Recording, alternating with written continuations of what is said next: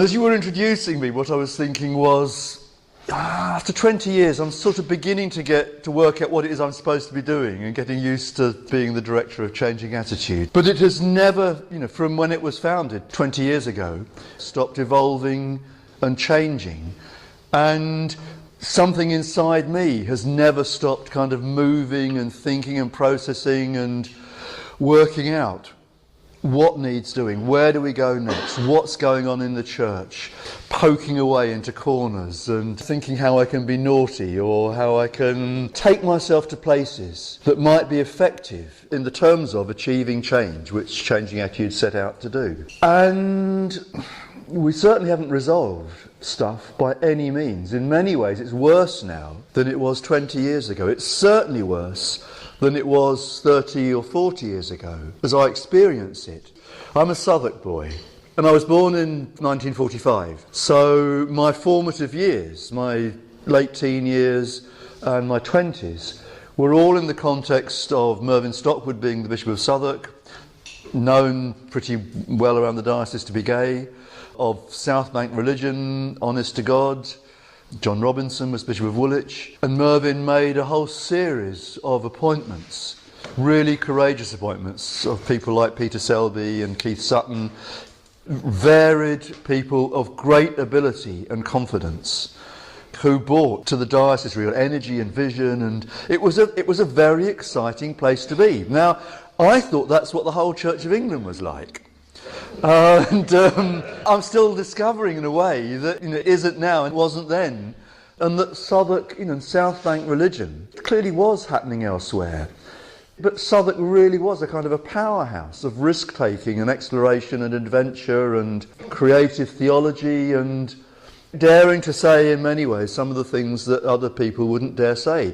That's one of the things that in some ways is worse now than it was then. Honest to God was attacked by parts of the church.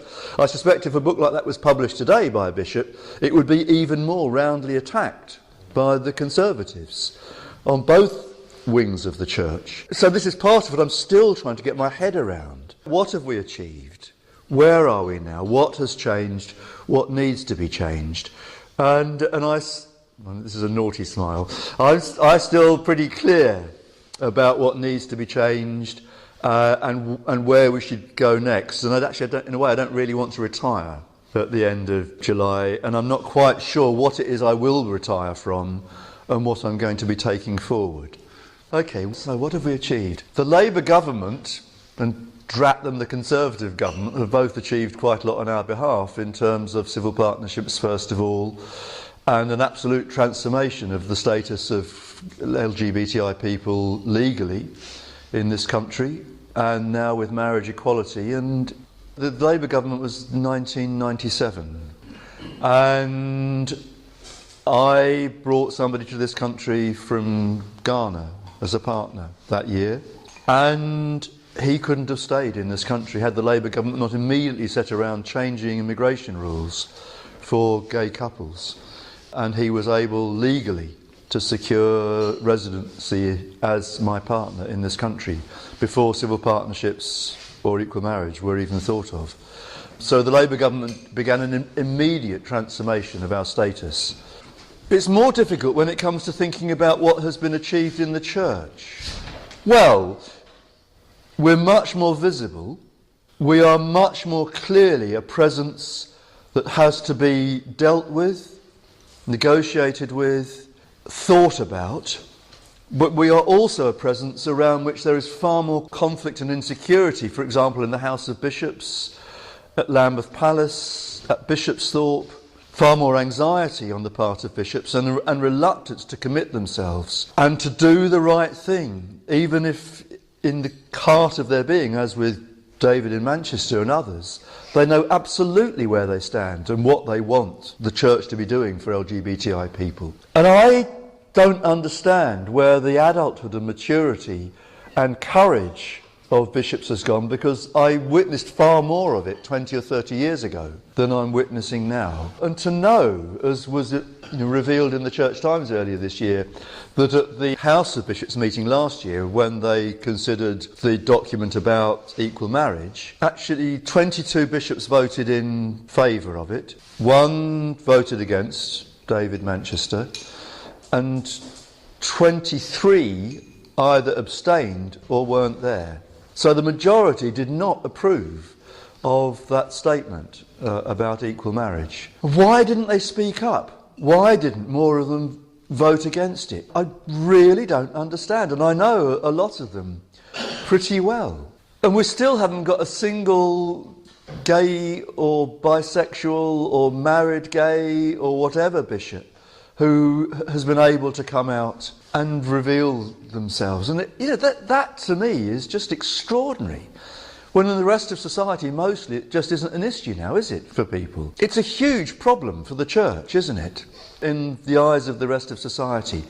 And I'm sure they don't understand the weird church culture and machinations that makes it so difficult for a single bishop to be honest about themselves and their sexuality and their desires. And of course it must affect their ministry, their energy, their ability to be truthful, honest, direct, to give appropriate advice and support to their lesbian, gay, bisexual, transgender, intersex clergy. And I hear lots of good stories, but I also hear an increasing number of bad news stories, especially for those seeking ordination, exploring a vocation, meeting DDOs and bishops and still being asked inappropriate questions and things that are outside even the rules that come down from church house. It's such a messy, conflicted picture, deeply unsatisfactory, and clergy don't really know whether to risk even still getting a civil partnership, let alone getting married, whether they should go ahead and marry and simply withhold the information from the bishop, but then that affects pension rights and so on, which they're eligible for, despite the fact that they're not supposed to do it. It is a deeply conflicted situation that we're living in. And then there's the communion. Kind of thinking, do I want to bring the communion into it? Because that's a whole other huge issue. The communion effective is already split. In reality, it isn't yet formally split, but there are clearly very strong blocks who would like formal schism to occur. And over the last week with the GAFCON set meeting in London, there have been noises about setting up an independent Church of England for proper Bible-believing Christians in England. The key leaders do not represent the numbers they claim to represent. So that whenever the GAFCON leaders claim to represent over half the number of people in the Anglican Communion, it's simply not true. They do not represent them at all. They simply represent their own prejudices and passion for dissent in the church and for creating an Anglican Communion after their own likeness. I think that if the moment comes when any provinces try actually to set themselves up as independent, totally independent of Canterbury and of the Communion, they will find fierce resistance within their own provinces and churches. God, I really hope they do anyway. So, I think the picture is always much more complicated than the media and the story that gets told, which inevitably simplifies and kind of polarises and plays to easy stereotypes of what's going on. I know from experience that it is simply not as true as that. When is something going to happen that kind of breaks the logjam? I kind of wait and wait and wait and pray when I'm doing that sort of praying, which isn't very often, proactively wanting something to happen. But something really does need, whether it's a bishop being outed, a bishop coming out, something unfortunate happening somewhere else in the communion, in Nigeria or Kenya or Uganda, that the anti-gay laws in Uganda or Nigeria provoke something. I'm just not sure. So the thing that I've got hold of this week is the reparative therapy stuff. Changing Attitude has had a stall at General Synod, every General Synod now for 12 or 13 years. And we had one in February at the London meeting of Synod. And they use two rooms. One is slightly bigger on the ground floor and one's not so big, but it's in a much better position on the floor of the debating chamber and the members' room on the first floor. And we had a stall, and Watch had a stall, And there was one woman who was very liberal, pro-gay, representing something from the Church of England itself. And then there was Christian Concern, Core Issues Trust, Anglican Mainstream, lobbying against gay people, abortion, in favour of reparative therapy, with 5 or 6 people all the time staffing. And because the door was there, so they weren't visible from the door, they were moving themselves to the doorway and handing out leaflets and effectively blocking the doorway. So it was really intimidating for people wanting to come into the other stalls, and then actually moving outside into the lobby area and handing stuff out there. And in the end, Andrea and I had a bit of an altercation, which I did provoke, because I heard her saying to somebody else, we are campaigning for justice in the church. Andrea, I said, that's really interesting. I'm really glad to hear that you're campaigning for justice. So that would include, would it, justice for LGBTI people? Oh, of course not. And she was so angry and abusive and aggressive. And I just sat there really calm and kind of took it. But it was very unpleasant. And then myself and others in the room, watched people and so on, actually wrote and complained to the Synod office. And we have got, each of us, exactly the same letter back from Sue Boyes, who I can guarantee does not agree with what she's signed off to, saying that we've all just got to learn to be nice to each other and generous and on the lines of the mutual conversations. Is that what they're called? They keep changing the names, don't they? Shared. Thank you, right. Yeah, okay, so the shared conversation, which is obviously much better than mutual conversations, let alone what it was they were in the first place. Okay, so that's what we're stuck with. The shared conversations. And I have been arguing amongst the LGBTI Anglican Coalition that we should not simply tolerate what we are being offered, which effectively is a 2-year delay. I know from the conversations that we had with David Porter at Lambeth Palace that there is, for him at least, a clear intention that there will be a proper motioned discussion at General Synod in February 2017 with the intention of legislating for some kind of change in Church of England practice towards LGBTI people. But it's going to be what they think they can get away with it without upsetting the Conservatives too much. So my guess is that it's going to be approval for the blessing of relationships in church. Certainly won't be for recognising marriage. It certainly will not be for changing the quadruple lock and moving towards allowing equal marriages to take place in Church of England buildings. And I am clear that we have to campaign vigorously all the time for our bottom line, which is, it's very simple, full equality for LGBTI people in relationships and ministry. If we achieve that, we've achieved equality effectively. That's the bottom line. We have to keep presenting it to them as the ultimate goal that we will not let go of until we reach that moment. Full equality in ministry and relationships. And it's taken me a long time to work out that it's that direct and that simple and that clear. And the rest of the coalition really do not want to be that direct in it, saying to the church, this is what we want to achieve. So changing attitude alone, effectively, is going to be holding that fire to the feet of the bishops, to Lambeth Palace, to Church House. And we need to keep writing, as we have been in recent years, a letter to every bishop for every meeting of the College and House of Bishops, reminding them now of what their expectations are. And I think the next one in May will be dealing with reparative therapy.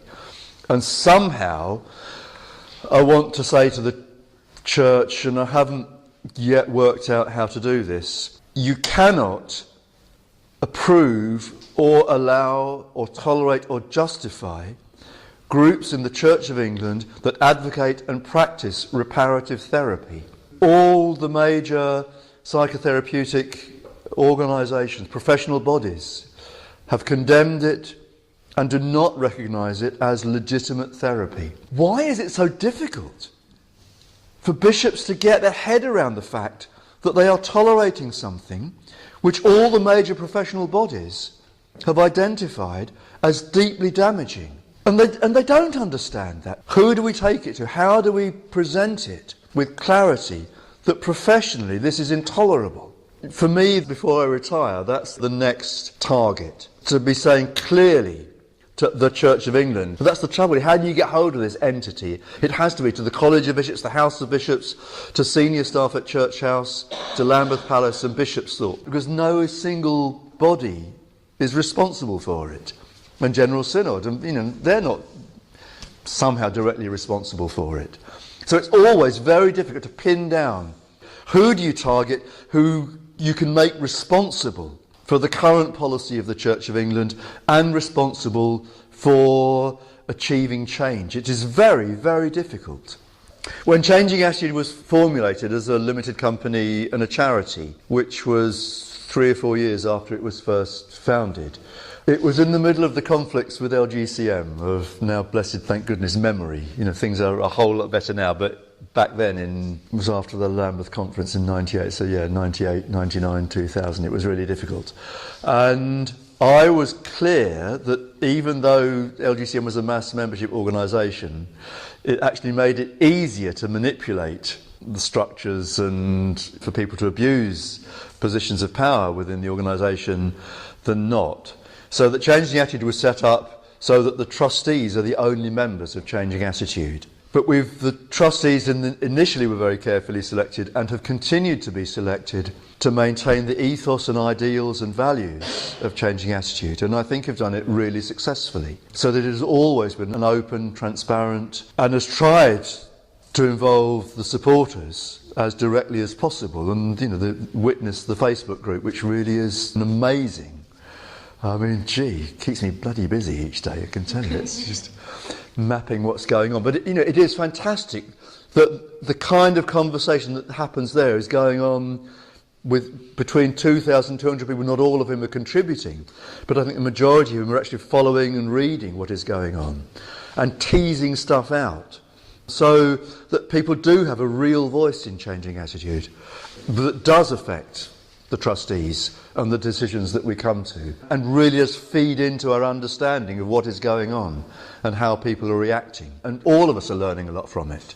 So Jeremy Tim, who has been a trustee for 7, 8, 9 years, and who was chair more recently and stood down from chair a couple of years ago, Jeremy had already talked to me way back, a year or more ago, having this idea that maybe there might be something that possibly he should take over from me.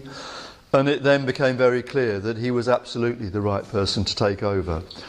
Which I suppose it's not democratic, and it's not a post that has been publicly advertised. I feel really good about it because I know that Jeremy lives the ethos and will carry on with a great understanding of the work that we have been doing for 20 years. We need to expand the trustee base now because it's down to 5 people. But they want to wait until I've retired, until they're more clear about future trajectory, before inviting new trustees to come and join.